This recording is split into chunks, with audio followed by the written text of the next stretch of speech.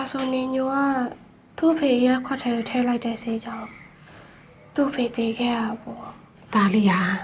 သူ့ဖေကိုတည်စီခြင်းနဲ့စိတ်နဲ့လှုပ်ခဲ့တာမဟုတ်ပါဘူးသမီးရဲ့တကယ်တော့အန်တီတောင်းမဲ့စီဦးသူကအစိတ်လို့မထင်ပဲအိတ်ဆေးလို့ထင်ပြီးလှုပ်ခဲ့မိတာပါအဲ့ဒီအချိန်ကစပြီးသူ့ဖေကိုသူတတ်မိလိုက်တာဆိုတဲ့တခုတည်းနဲ့သူ့ကိုသူအဲ့ဒီအိမ်မေးရအခုချိန်ထိစိုးမိုးနေတော့တာပါ ဒါကြောင့်နေညိုပုံစံ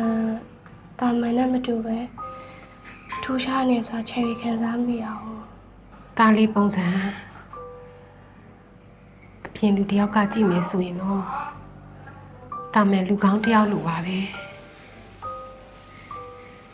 တခါတလေကြာမှသာသူ့ရဲ့စိတ်ခံစားချက်တွေပေါ်လာတတ်တာပါ